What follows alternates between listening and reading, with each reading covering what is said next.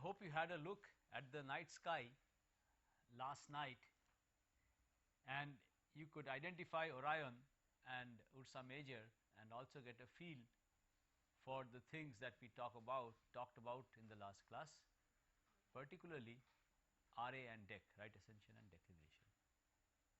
In the last class we saw that the motion of the sun and the planets and the moon on the sky can be interpreted in terms of the moon going around the earth and all the planets going around the sun. Now, the study of these orbits, the motion of these planets and the moon, is what led to the birth of what we now know as mechanics. So, the mechanics that we learn in school, high school and in college can essentially be traced back to the study of the orbits of planets and the moon around the earth, trying to understand that. And one can explain, one can mathematically quantify this whole thing using the Newton's laws of motion. So, the Newton's laws of motion, you may say, came about from the study of these orbits, okay, trying to understand these orbits.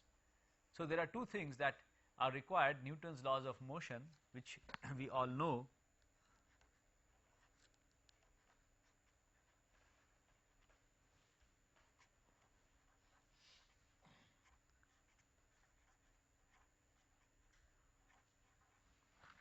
so that is the first input, and the second thing that is required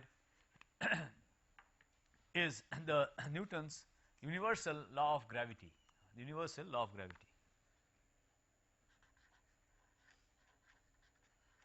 Both of these were proposed by Newton.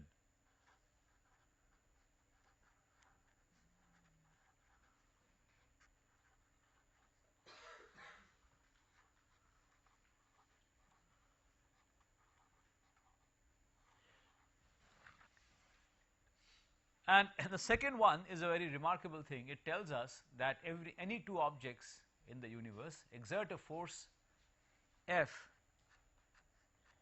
which is equal to so if there are two objects, this object will experience a force due to the gravitational interaction between these two objects, and the force is going to be directed, it's an attractive force, and it is going to be minus gm m by r square, where m and m are the masses of these two objects. And such a force acts between any two objects in the universe. And it was a great realization, it was a great jump, the realization that the force that pulls an apple that falls from the tree down to the earth, the force that holds us to the earth's surface, is also the same force that is responsible for the moon going around the earth and the earth going around the sun. So, this is a universal, it's a universal law. It is not specific to a certain place or object, it is universal in nature, it holds for any objects, any object. Okay, so using these two one can explain these orbits, one can quantify these orbits. Before we go further, let me also briefly discuss another point. We now know that there are four fundamental interactions in nature. We have the strong interaction, the weak interaction. So, we have two nuclear interactions, one is the strong interaction, strong nuclear interaction,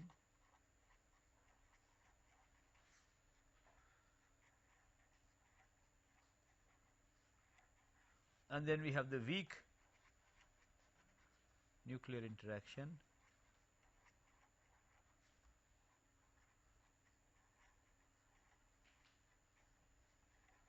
and we have electromagnetism,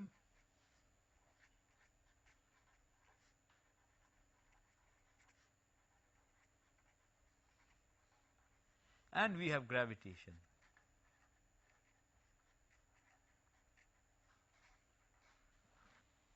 Now, the first two interactions are short range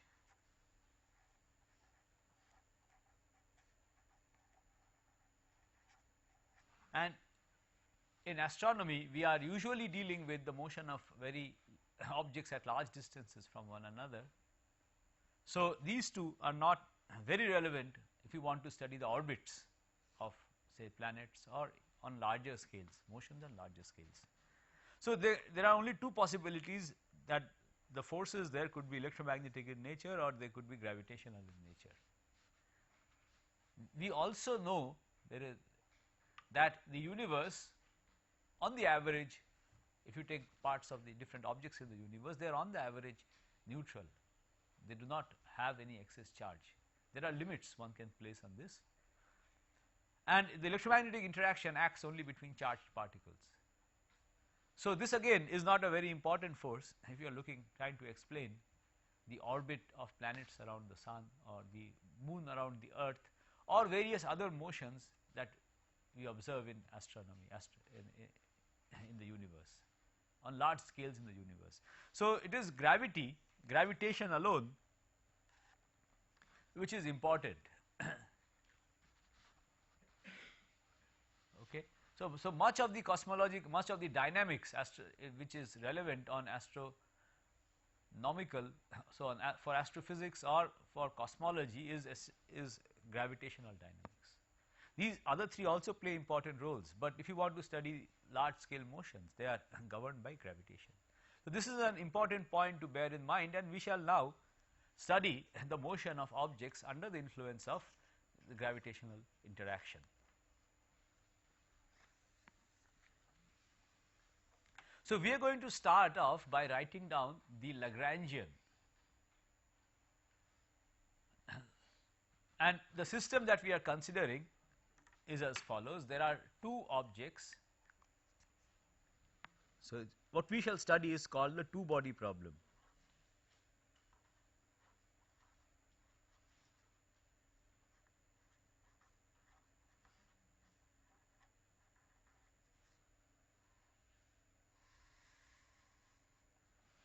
So, there are two objects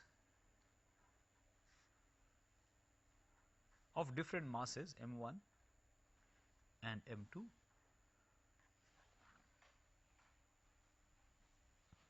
and we choose some origin for the coordinate system, and r1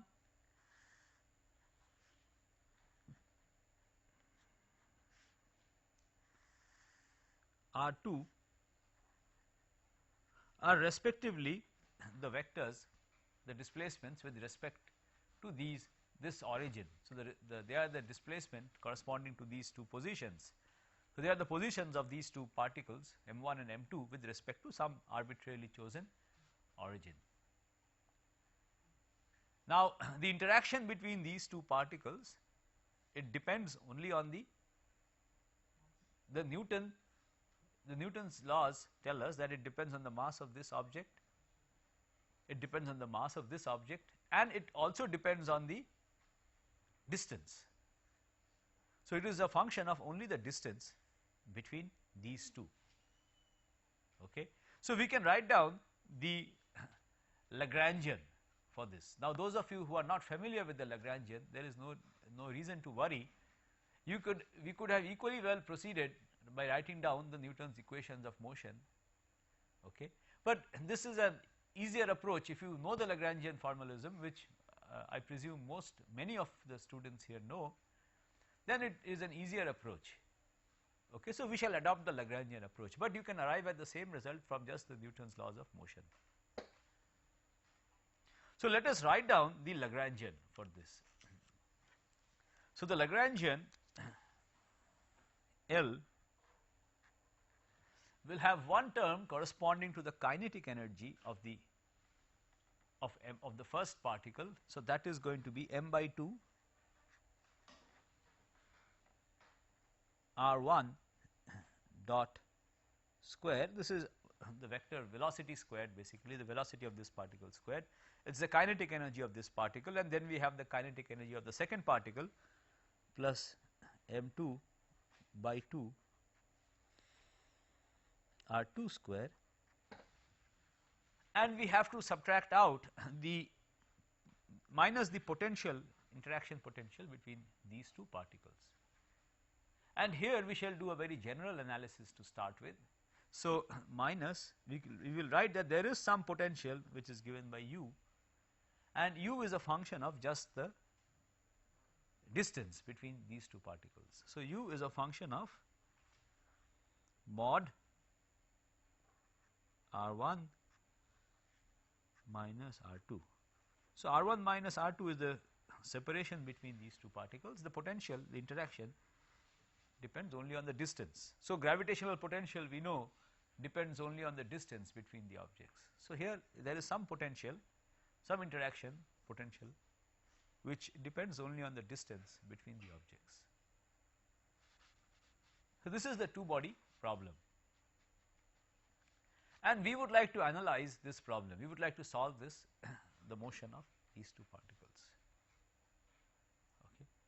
So, there are 6 degrees of freedom, 3 for this particle and 3 for this particle, and there are the 6 corresponding momenta for these 6 degrees of freedom. So, the degrees of freedom are the 6 different coordinates. Now, it is the problem is, if you write down the equations of motion, you will get 6 equations of motion which will be coupled. The problem is considerably simplified if you shift to a different coordinate system, and the different coordinate system that makes the problem easier is as follows. One coordinate r, let me write down the coordinates. So, there is one coordinate r which is the center of mass of the system,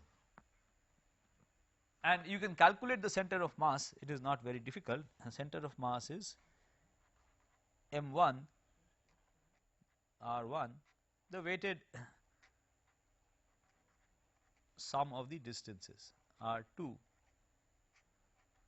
by capital M, where capital M is the total mass of the system.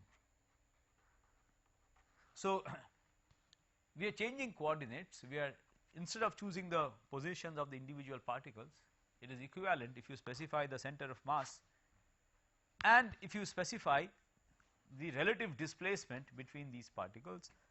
So, we shall use r to denote that, and r is r2 minus r1. So, it is, we shall use these coordinates instead of the coordinates of the individual particles. These coordinates are convenient because the potential, the interaction depends only on the separation between these two particles. So, now we use the displacement between these two particles as a coordinate. So, this also has 6 degrees of freedom. So, you can equally well describe this system using these two vectors instead of r1 and r2. Okay, so, we have to just transform everything from these coordinates to these coordinates.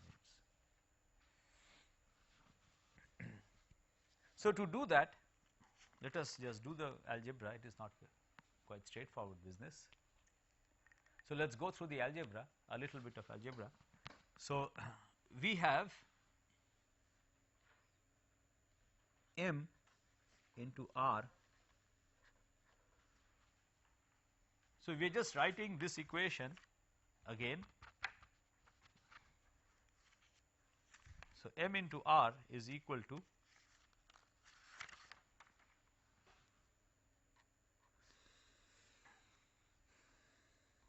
m1 r1 plus m2 r2.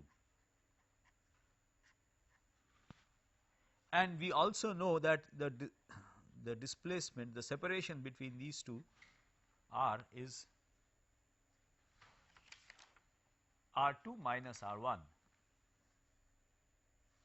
So, I can write r2 here and minus r1 here. Now, what we will do is we will multiply this with, so we want to, let us say, first eliminate M1. So we will multiply this with M1.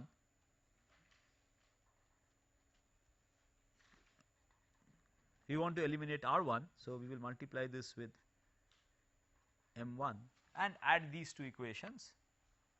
So if you do that, what we get is this cancels out, and what you have is M R2 is equal to M R plus M1 R, or R2 is equal to R plus M1 by M into R. Okay, so we have worked out what R2 is. Now we have to just repeat the same exercise using eliminating R2 from this. We have now eliminated R1. So to eliminate R2, let me just write down the equation here. So if you want to eliminate R2, what you have to do is you have to multiply this equation with M2 instead of M1. So what we have to do is M2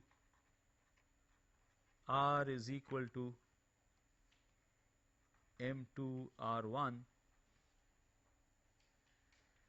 and we will minus this will have a minus sign. So M2 R2, and we will multiply this whole thing with a minus sign so that this cancels out. So we will have a minus sign here, this will have a plus sign, this will have a minus sign. Okay. So we have these two equations, and when we add these two equations, proceeding in exactly the same way, what we get is M R minus M2 R is equal to, this term will now cancel out. So we have M R1, or what we see is that R1 is equal to R minus M2 by M R. I hope this is okay, right?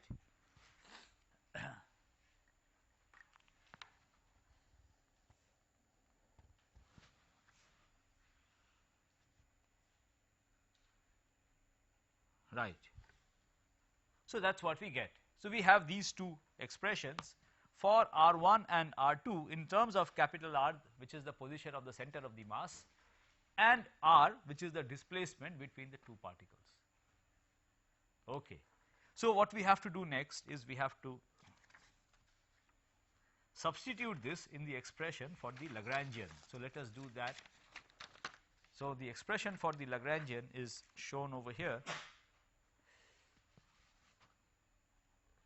Okay, so we have to substitute these expressions for R1 dot and R2 dot, R1 dot and R2 dot. So a dot will just time derivative of this and this, time derivative of this and this. The square of that we have to substitute here. Okay. So we have to substitute these two expressions here. Now let us just do this exercise quickly. So when I square this and multiply it with M1, I will have also another term, the square of this multiplied with M2. So when I add these two terms, so I am going to square this essentially, I am going to square this and I am going to square this. So there will be one term which is, let me write down the resulting Lagrangian. The resulting Lagrangian is L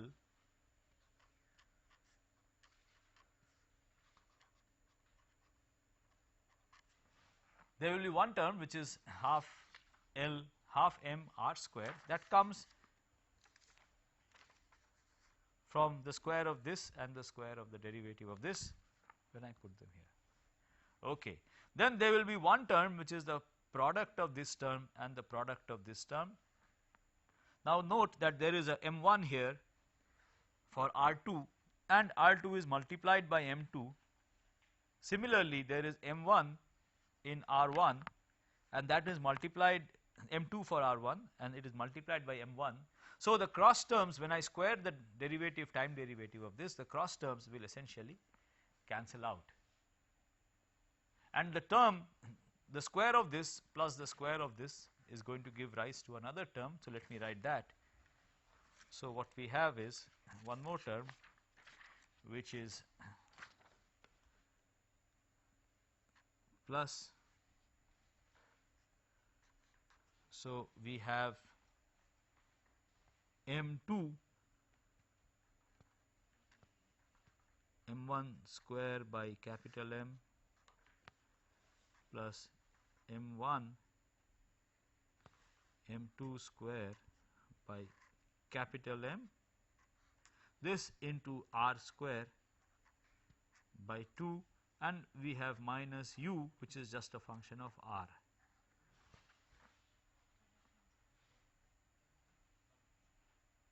Okay. And here we can take m1 into m2 common outside, there will be m1 m square here, sorry, the denominator, right. So one term comes from the square of this, one term comes from the square of this.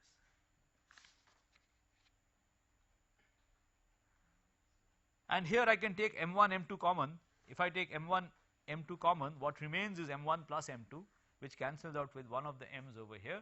So what we get finally is that we can write this as half m r dot square plus half m r dot square minus u r, where this m is called the effective mass.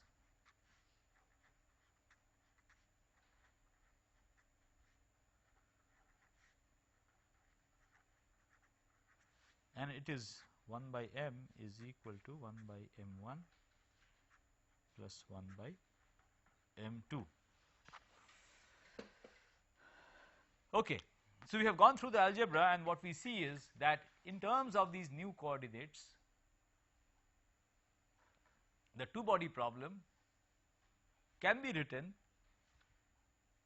as just a free particle motion of the center of mass. It turns out that you have just a free particle motion of the center of mass here, and you have this motion of the displacement between the two particles, which is governed by this Lagrangian, where the mass that now comes in is the effective, is not the effective, it is called the reduced mass, sorry. It is called the reduced mass, okay. And the reduced mass is 1 by m, is m, which is defined such that 1 by m is equal to 1 by m1 plus 1 by m2. Okay, you just do the algebra, you can, if you just simplify this, you will find that this is the mass that you get over here. Okay, and the center of motion, the motion of a free particle is not very interesting. If it is at rest, it will remain at rest. If it moves, it will continue to move with the same uniform velocity. So that is not of much interest. So we can drop this term, and the entire two body problem now reduces to a one body problem. The one body problem is that there is a particle of mass m at a distance r.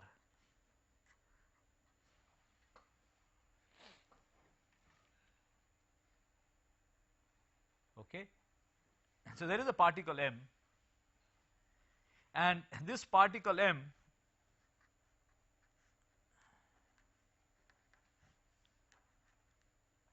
is under the influence of a force which acts towards the origin, where the origin now, right, the potential depends only on r, and the force is the gradient of this potential.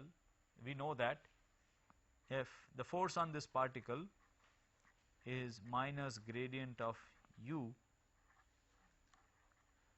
and since this is a spherically symmetric function, a radial function, the force which is the gradient of this u minus gradient of this u is going to be radial. It is a radial force. This is called, so the whole thing is it's a central force. So this is called the central force problem. The force acts towards this center. Okay, this is called the central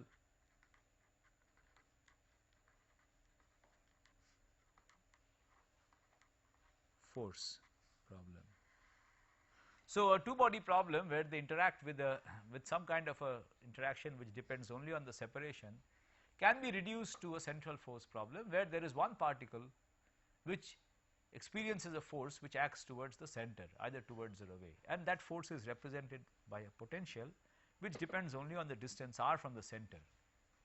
So bear in mind the relation between the system that we started out with. The system that we started out with had two particles. Now we have just one particle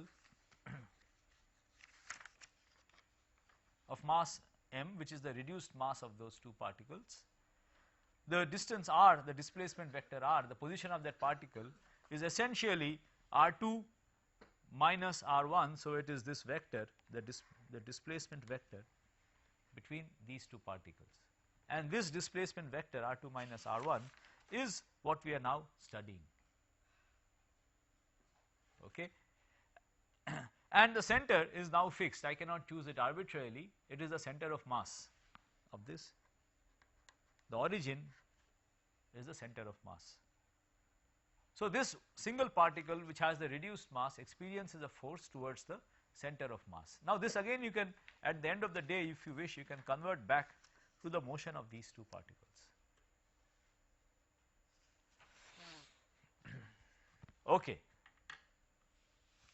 Now this is the Lagrangian that we have to deal with. This is the central force Lagrangian, and we know, it is a well known fact, that if you have a Lagrangian that is invariant under rotation, a Lagrangian that is spherically symmetric, invariant under rotation, then there is a corresponding conserved quantity. That conserved quantity is the energy. So this, so we know, is the angular momentum. So we know that for this system there are conserved quantities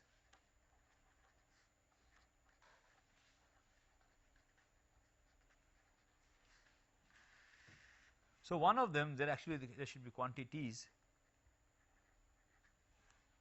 One of them is the angular momentum.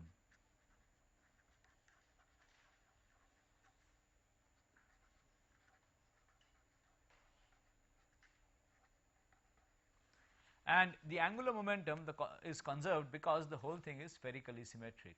The potential depends only on the distance from the center. It does not depend on the direction. The whole thing is rotationally invariant, and if you have a system that is isotropic or rotationally invariant, the angular momentum is conserved. Corresponding to this symmetry, there is a conserved quantity, the angular momentum. There is another conserved quantity for this system, and that is the energy.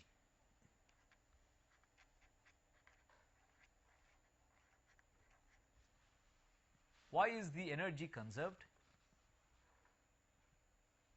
Well, the energy is conserved in this case, or in any case, because if the system does not have any explicit time dependence. So if the interaction, whatever force I have, is independent of time, does not have any explicit time dependence, then I have a conserved quantity corresponding to that symmetry, and that is the energy. So here we have two conserved quantities, angular momentum, it is a vector m, So, there are 3 components of this, and there is one energy 4. So, totally there are 4 conserved quantities. Okay. So, the 2 body problem, so 2 particles interacting with each other through an interaction which is dependent only on the distance, has been reduced to a 1 body problem where that single body moves under the influence of an external force, and that external force is a central force. It is isotropic. Okay. And once we have an isotropic force, then which is time independent, there are these conserved quantities, the angular momentum and the energy.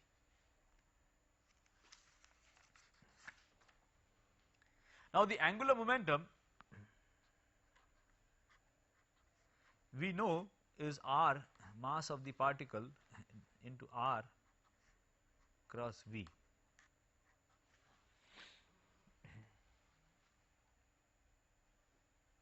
So, if this is the center of mass, if this is r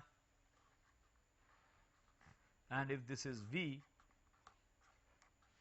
then the angular momentum is perpendicular to both of these.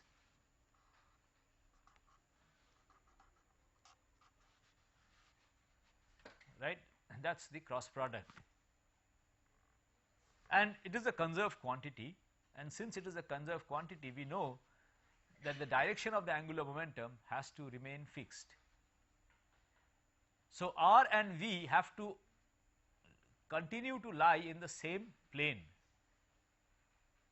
right. From the conservation of angular momentum, we can say that the motion is going to be restricted in this plane, the plane defined by r and v at any instant of time, and the motion is going to be planar. So, this implies that the motion is planar.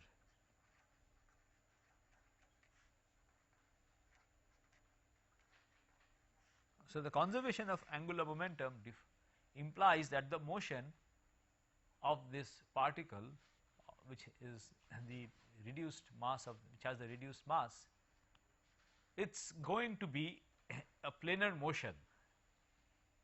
Okay. So, the motion under a central force is always a planar motion. We now know this, and that is a consequence of the conservation of the angular momentum. Okay.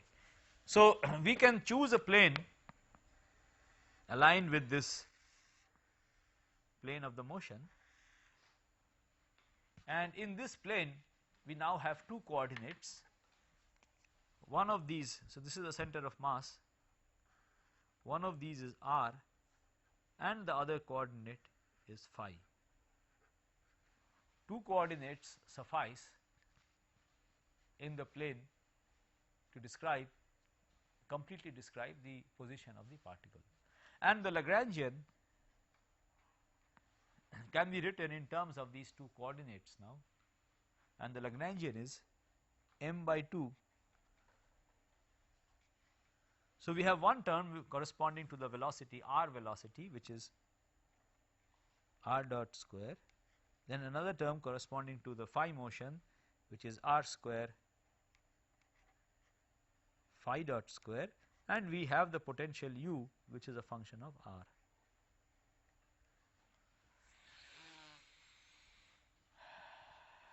So, this is the Lagrangian that we have to deal with.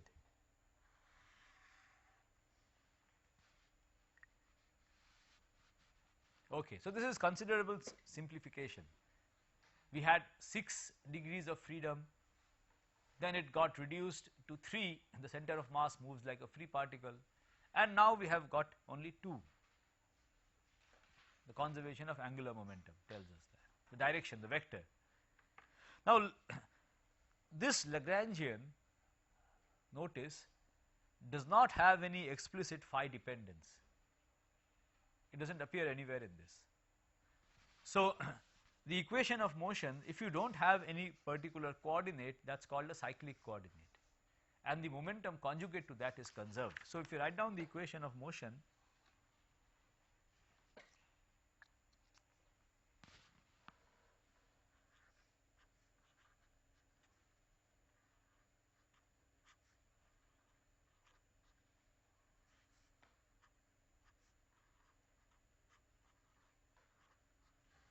and del L del phi we know here is 0. So, it tells us that the momentum conjugate to phi is conserved, and let us calculate that. So, del L del phi dot, if you calculate that, it comes out to be m r square phi dot, right. So, what this tells us is that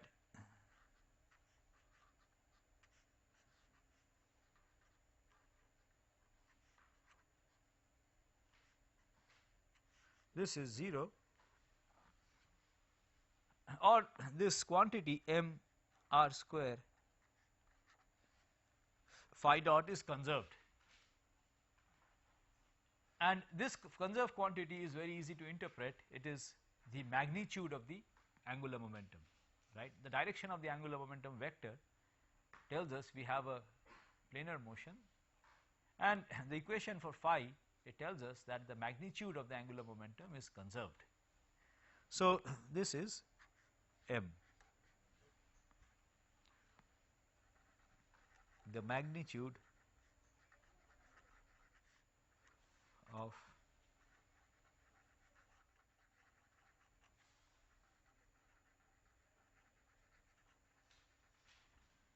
the angular momentum. Now, this is a very important thing. Let me spend a little time just discussing this, the fact that the magnitude of the angular momentum is conserved. So, let us consider this is the center of mass, and this is the trajectory of the particle, and let us say that this is the position of the particle at some time, and this is the position of the particle at some later time, and it has the angle between these two radial vectors has changed by an amount delta phi.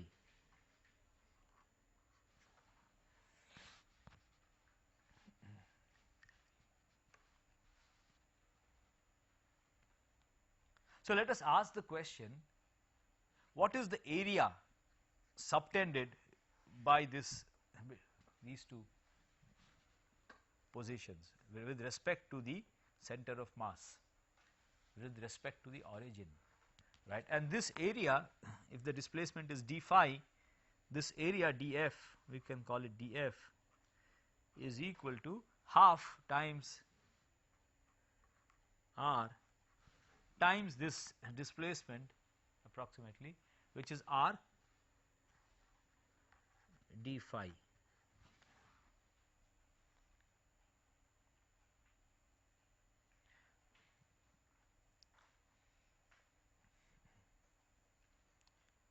Now, let us go back to the conservation of the angular momentum. We see that this can be written as m is equal to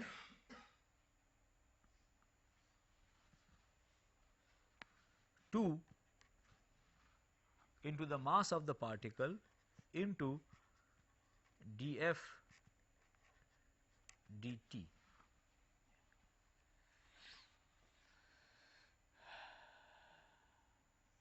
So, for any central force, the sectorial velocity, this is called the sectorial velocity, the sector covered per unit time, sectorial velocity is conserved.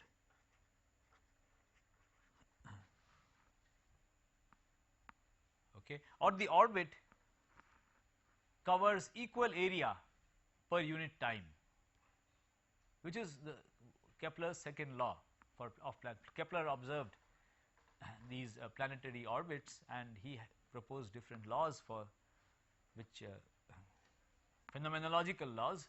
So, one of these laws is just an outcome of the fact that we have a central motion, and the law is that in a unit time the orbit will cover equal area. In every unit time it will cover equal area. The area covered in some time interval is going to remain fixed. The sectorial velocity is a constant. So, this is called the sectorial velocity df dt, that is the area covered per unit time. That is a conserved quantity for any central force, need not be gravity. Okay, any force that is central, it acts towards a fixed center. Okay, so this is a very general feature of the central force problem. Now, we can use the conservation of angular momentum. So, this is the conservation of angular momentum. We have one more conservation law. So, let me write down that.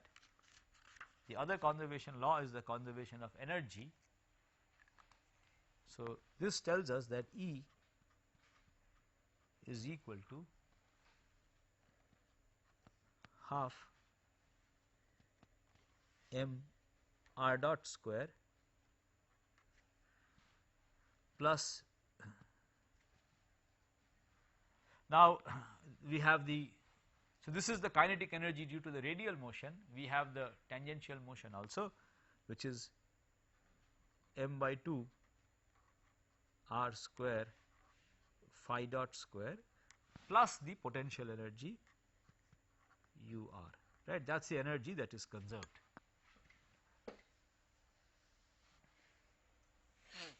So, this is the other conserved quantity, the energy of the particle. Now, what we can do is we can eliminate phi dot from the expression for the energy using this, the conserved of the magnitude of the angular momentum, the conserved magnitude of the angular momentum. So, phi dot is the angular momentum divided by the mass r square. Using this, we find that the energy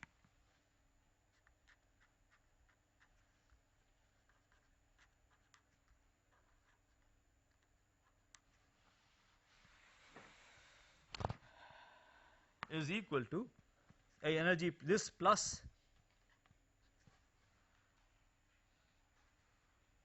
r square, we have a r square in the numerator, and when you square this,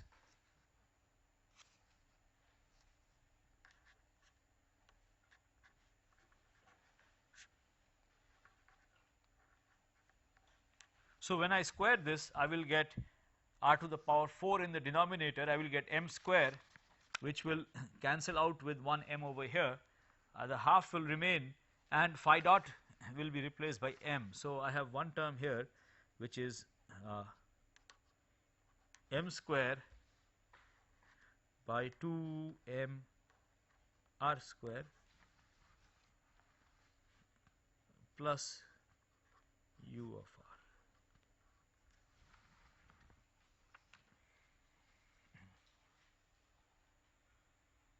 Okay. Or we can write the energy as m r dot square by 2. Now, notice that these two terms are just functions of r, and we can think of this as some kind of an effective potential, right. So, we can write this as plus u effective r, where u effective r is equal to m square by 2 m r square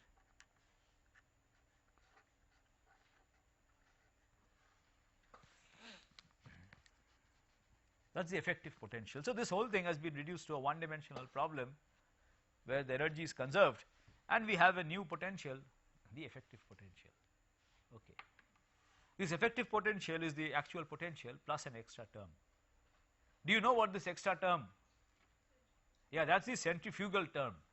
Okay. So, when you take the gradient of this will give you the external force, and this is the centrifugal force. The angular momentum is conserved, so you will have a centrifugal force. So, this term is what will give you the centrifugal force. Okay. So, this is a centrifugal potential, and it goes as 1 by r squared. So, the centrifugal force goes as 1 by r cube.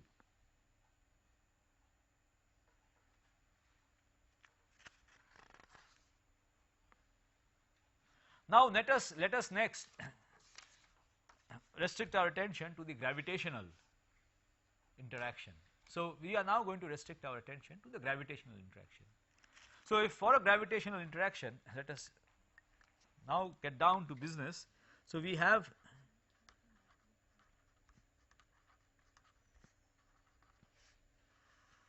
for gravitational interaction the potential UR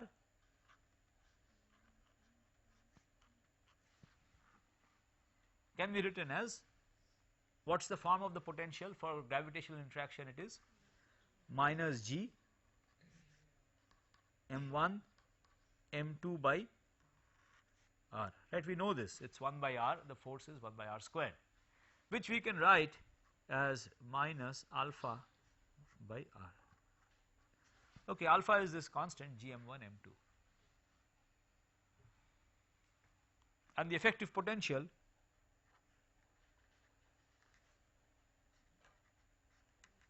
is m square by 2m r square minus alpha r.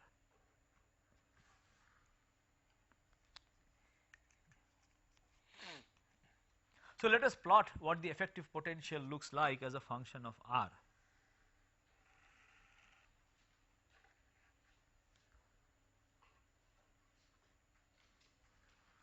This is very a very useful and instructive plot. So let us make this plot. Now as you at small r,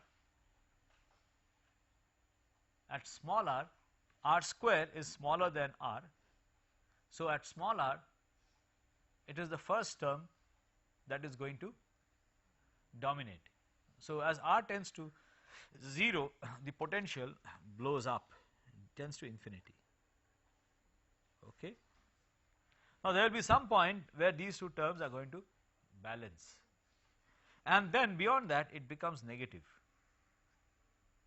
and as r goes to infinity, this will tend to, both the terms will tend to 0, but it is going to be, its behavior is going to be dominated by this term. So the nature of this potential is going to be dominated by this term at small r, and it is going to be dominated by this term at large r, and there will be some transition region between these two. So the graph looks like this, and here it falls off as 1 by r.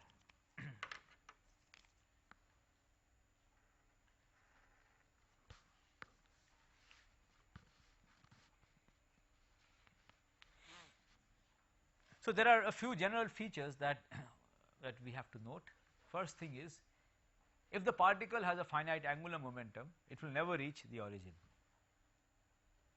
Only particles with 0 angular momentum can reach the origin. If you have 0 angular momentum, this term is not there, I just have minus 1 by r, it is always negative, and the particle can reach the origin, reach the center of mass. Okay. Otherwise there is no chance of reaching there. So the motion is going to be restricted outside. The second point is that the energy is conserved, and it is equal to the kinetic energy plus this effective potential. So if I have positive energy, it will never reach here, so this part is out. The particle will come from infinity, it will reach a finite distance, and then it will turn back again. Okay. So it will, there will be a position of nearest approach, after which it will go past the particle. Okay. So the trajectory for this energy, this is the center of mass, it is an attractive force. So the particle will come, it will get attracted, and then it will go off like this. So there will be a position of nearest approach, it never approaches the, never reaches the center. Whereas for negative energies,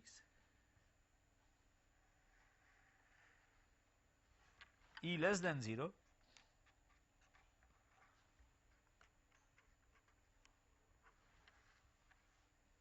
we will have bound orbits. So, bound orbits will be there only for negative energies, and the orbit is going to be restricted between two values. The r1 and r2 is going to, the radius, the distance from the center of mass from the origin is going to vary between two values r1 and r2. So, there will be a point of nearest approach and a point where the particle is furthest.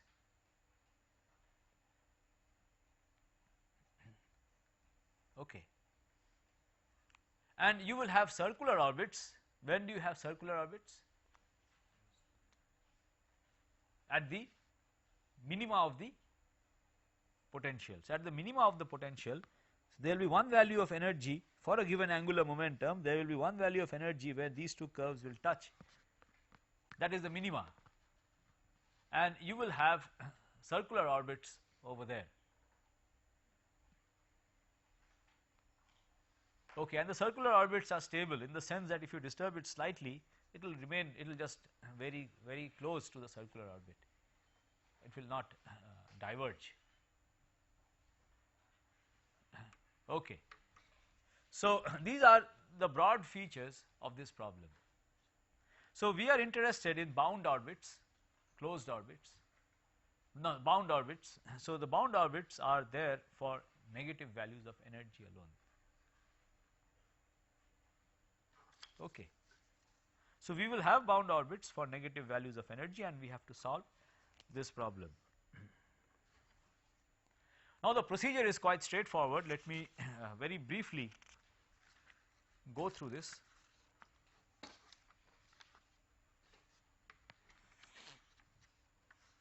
So, how do you solve this problem? The way you proceed, you want to solve for the orbit.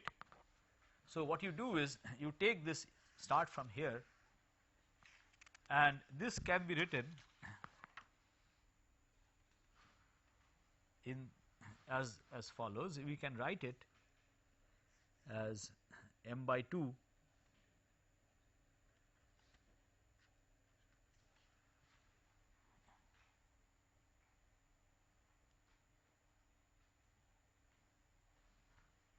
or okay, let me not proceed in this way, let me proceed as follows. So, here we have r as a function of time. Now, when we want to solve for the orbit, what we would like to get is r as a function of phi. How does r, we want to solve for the orbit, okay, how does r vary with time, with phi? Once you have r as a function of phi, it is very easy to eliminate phi and get it as a function of t using this. Okay. So, what we will do is we will eliminate time from this whole thing first. So, we will proceed as follows. So, we will eliminate time, and the other thing, simplification that we will do is we will use u, let us say x is equal to 1 by r as my variable.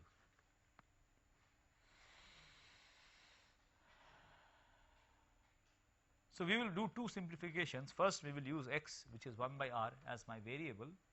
So, let me do this. So, x dot is equal to minus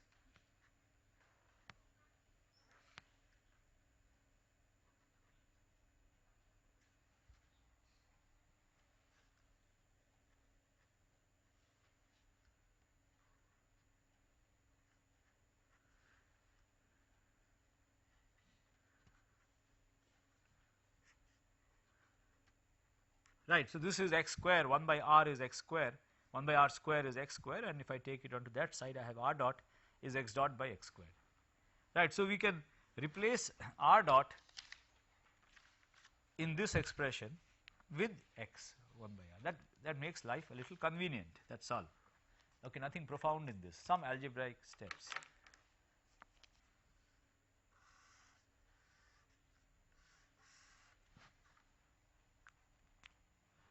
And the second thing is we will replace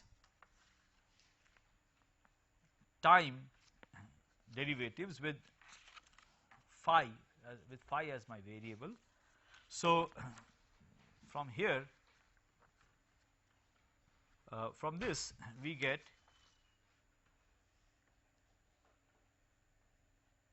m r square d by dt is equal to m d by d phi. Okay, that is the conservation of angular momentum, right. D phi dt is equal to m r square d phi dt is equal to the angular momentum. So, we can write it in this way, and what it tells us is that d by dt is equal to, so I have m, then I have small m here, and I will have 1 by r square. 1 by r square can be written as x square. So, x square d by d phi.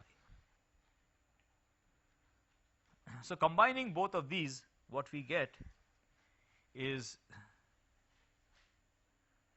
r dot is equal to